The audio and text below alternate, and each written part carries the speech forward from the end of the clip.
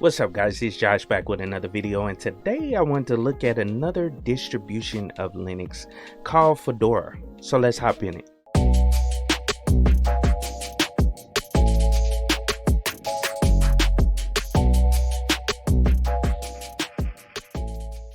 So I was looking through my channel, all the videos that I've done and all the distro reviews that I've actually done, and I realized that I never touched the Fedora operating system. And based on my knowledge and the information that I've read about Fedora, it's an awesome operating system for Linux desktop. So I wanted to check it out today and see what it's all about. I've never installed it before. This will be my first time actually looking at it along with you guys. So let's hop over to the distro watches page and check it out. All right, cool. So I'm at the distro watches page for Fedora. And it's currently number 9 in popularity. So that's another reason I wanted to look at it. I saw it jump up in the list a while back, or it's been, pretty stable around 9, 10 or something like that. And so I just wanted to check it out right fast and just see what it's all about. But it says OS type Linux is based on independent. I'm not sure what that means, and then it says the origin USA, and then architecture AORG64 and the ARM HFP and the x86-64 architecture. And then the desktop environment, you could put Awesome, Cinnamon, Enlightenment, i3, GNOME. I believe it comes with GNOME by default, but we'll see when we actually get to the install. But it says KDE Plasma, and then LXDE, LXQT, Mate, OpenBox, Pantheon, Rat Poison, and XFCE, which is my favorite. But the category of Fedora is desktop, server, live media. And now that I think about it, I have played around with a Fedora desktop.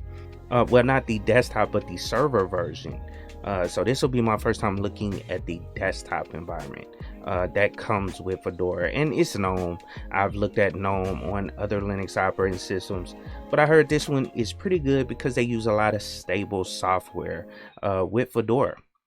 And like I stated earlier, the popularity is 9. Fedora Linux, it says formerly Fedora Core, is a Linux distribution developed by the community supported Fedora project and owned by Red Hat. So it is owned by Red Hat. And then Fedora Linux contains software distributions under a free and open source license and aims to be on the leading edge of such technologies. Fedora has a reputation of focusing on innovation, integration of new technologies early on, and working closely with upstream Linux communities. The default desktop in Fedora Linux is GNOME. So yeah, it is GNOME. That's the default. So we'll check that out. But it says other desktop environments include KDE, XFCE, and all those desktops that we talked about. It says the Fedora project also distributes custom variations of Fedora called Fedora Spins. These are difficult with specific sets of software packages, offering alternative desktop environments or targeting specific interests such as gaming, security, design, scientific computing, and robotics. So that's super cool. You know what I'm saying? But let's hop over to Fedora's website. If you look down here, this is the main website for Fedora, is getfedora.org.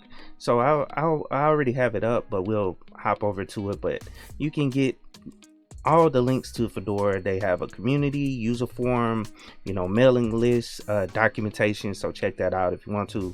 Also some screenshots, but we'll actually look at it. So, you know what I'm saying? It's super cool. And then the bug tracker, that's at redhat.com. So bugzilla.redhat.com. And then other reviews and related websites. You can check that out here on Distro Watch. And that's one of the reasons I go to Distro Watch. I don't know if you guys know that's the reason why I go here, because they provide a lot of information behind the distribution once it's actually added into the list on Distro Watch. So it's super cool website. So check that out if you want to look into a distribution that you're thinking about installing, and you can find all the information about that distro and it'll also direct you to their website, which we're going to go to now. And I'm not going to read much on it, but this is their website. It says welcome to freedom. So super dope, you know what I'm saying? They have a workstation version, a server version, and an IoT version, so that's super cool. But it says Fedora 35 release, so that's the current version of Fedora. And if we click in here, this breaks down, you know, this is an article that was written about Fedora Linux 35, and based on what it's saying, it releases with GNOME 41. I'm not sure the date when this was released. I'm assuming, you know, right at the end of last year, November 2nd, 2021. So last year sometime, that's when it was actually released. But let's go back. But let's click right here on the additions. But like it said down here, which we could have clicked down here, just wanted to show you up here. But Fedora Workstation, which is what we want to install. But we can read through this, or you guys can read through this if you guys want to check it out.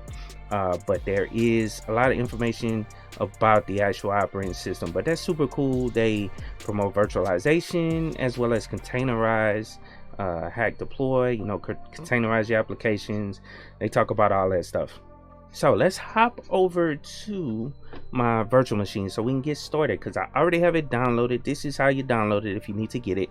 Just hit the download now, and then download the latest version, the x86 64. That's what we need right there. That should be good to go right there. So let's hop over to the virtual machine so we can get started with the install. Alright, so we had this thing booted up in a virtual machine, and I apologize for it being very small, but I stopped it at the beginning. It's booting up the live ISO, and it gives you a couple of options when you're in there.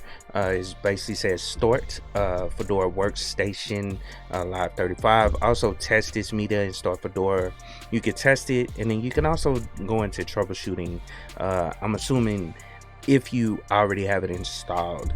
So let's just go ahead and hit start, and I'll fix the screen in a couple seconds when it actually comes up.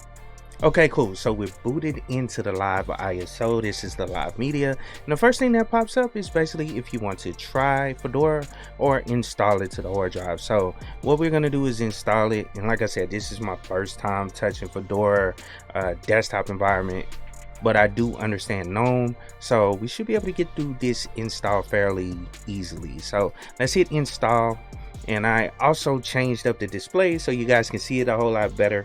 That looks a whole lot better now that I see it on the screen.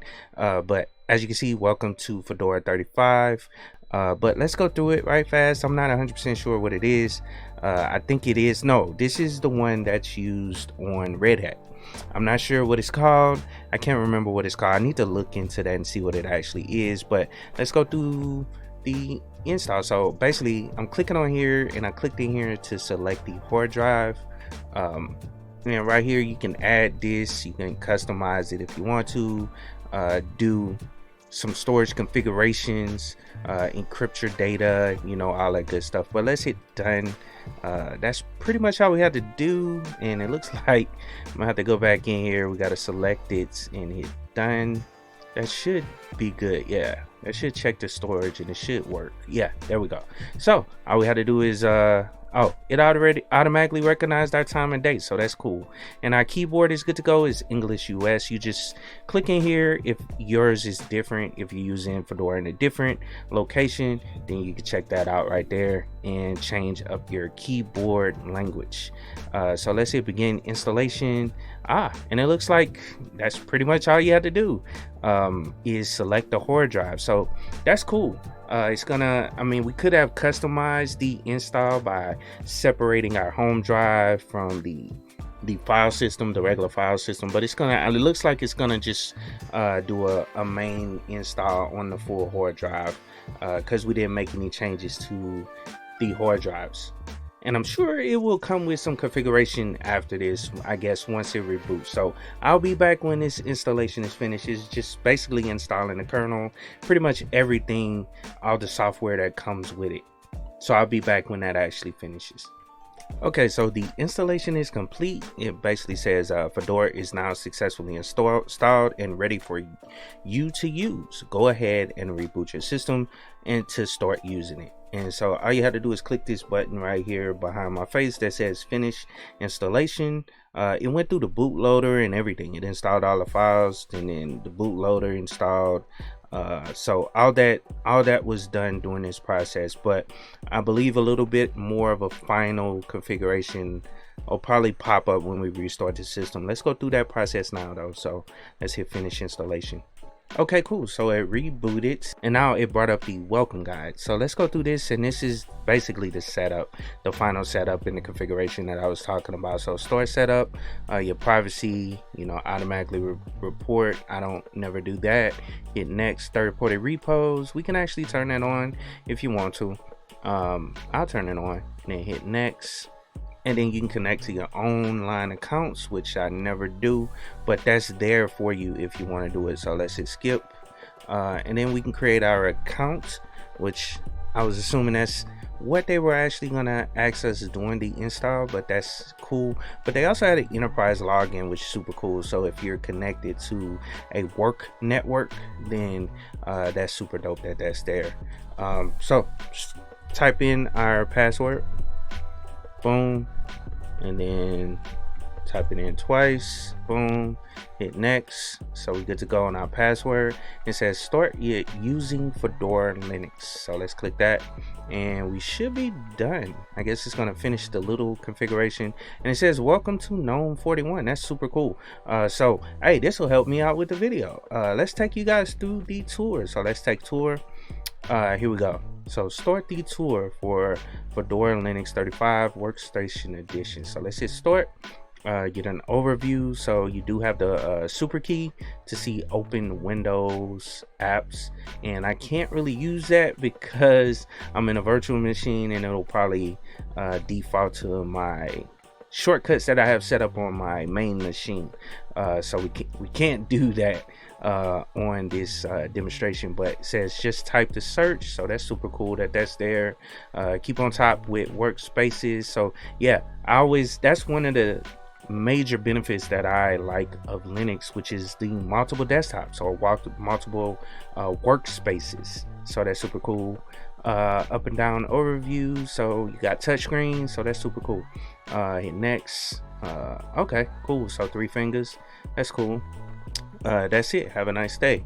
So hey, that kind of covers everything about the new desktop environment. Let's go down and fix the display settings so you guys can see it a little bit better. Hit apply, keep changes. Cool. So we're good to go. So it's Fedora desktop.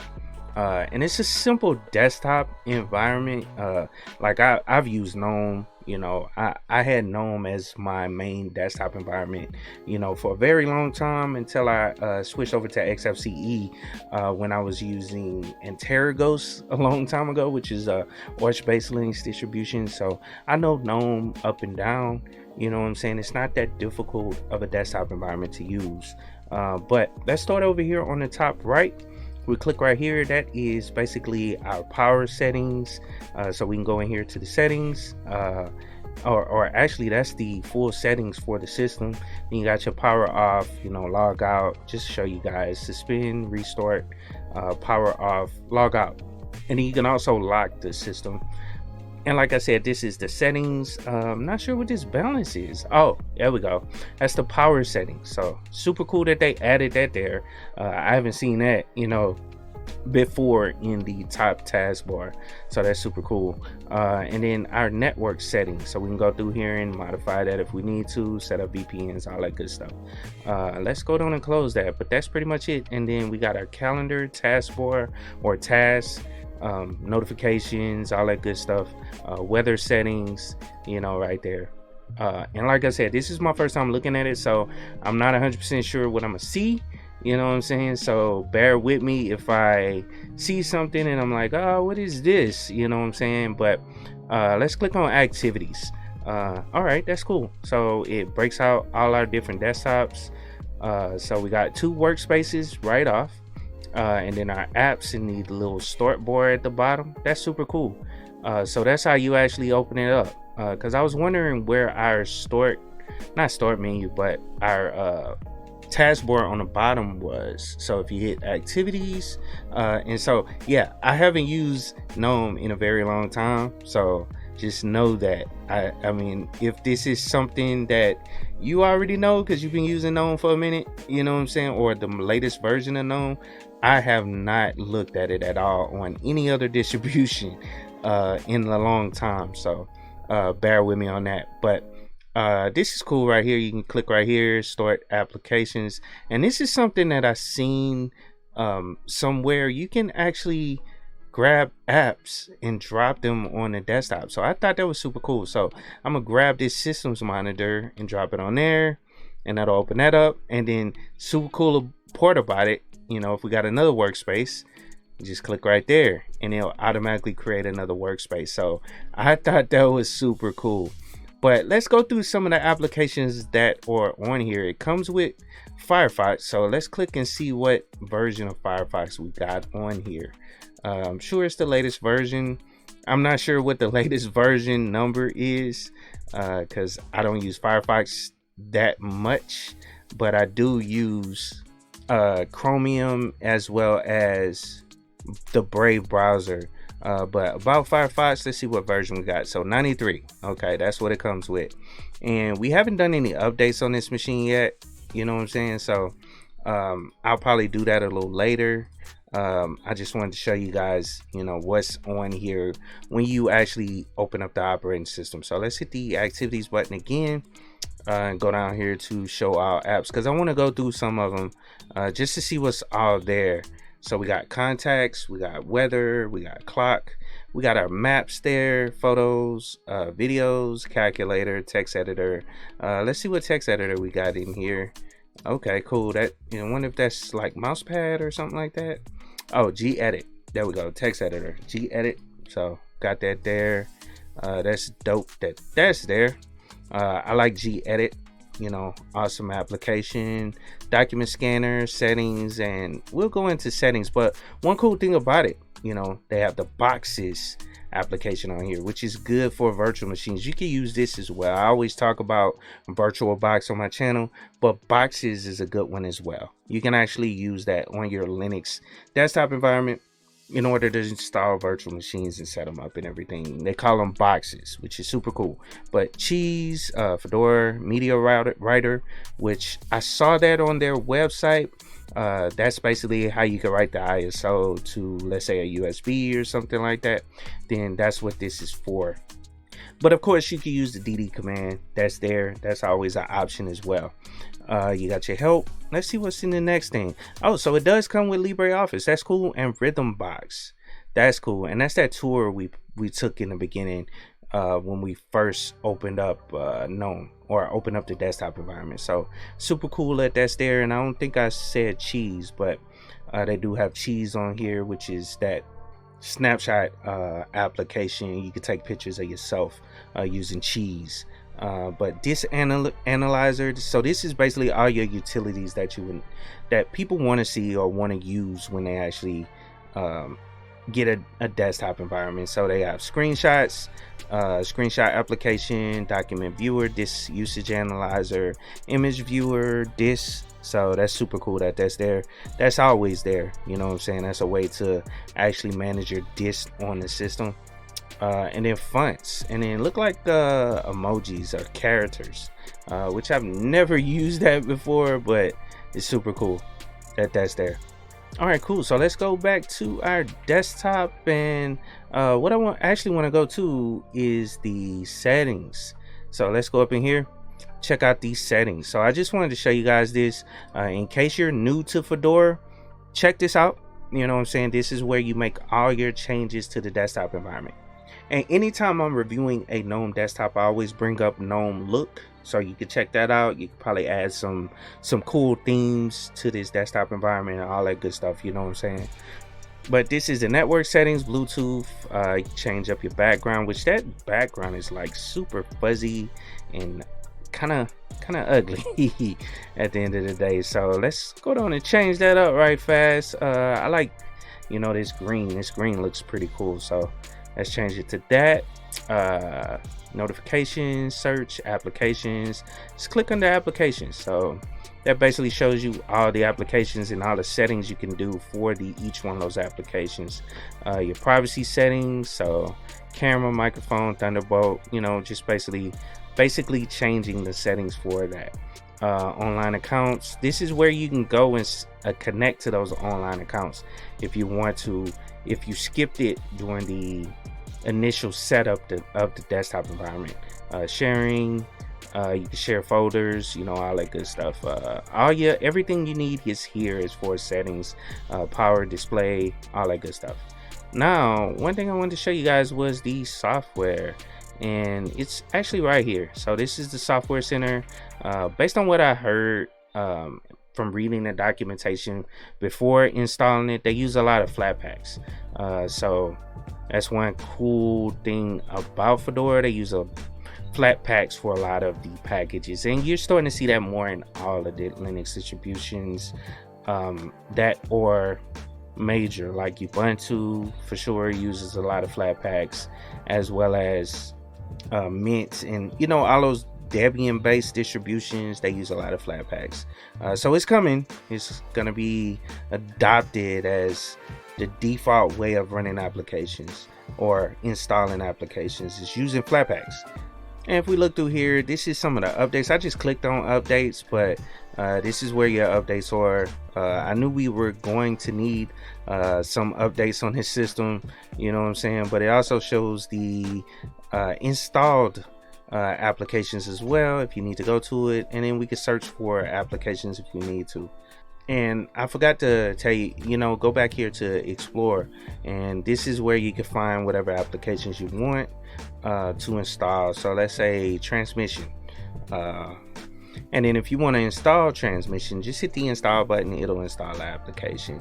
Of course you want to do your updates first, but that is what you need. But all you gotta do is look through here, find whatever applications you want, and install them, and you get to go. And you can update from here, and of course you can update from the terminal as well. So I think I had a terminal open over here, and let's run let's say a uname -a just to look at the kernel, and we got 5.14, so that's the current kernel. So we get to go with that. Now, I hope you guys enjoyed the video. Go down and check out Fedora. It's a pretty cool operating system, pretty cool desktop Linux that you may want to try out on your system. You know what I'm saying? You can always just try out the live ISO. Just burn it to a USB, you know, plug it into your laptop, boot it up, and just hit try Fedora 35. Check it out. You know what I'm saying? It looks pretty cool. You know what I'm saying? It's basic. I would recommend it to new users all day. You know what I'm saying? Along with Ubuntu, as well as Pop! OS, and a couple others that I see as slotted for new users that are new to the Linux operating system.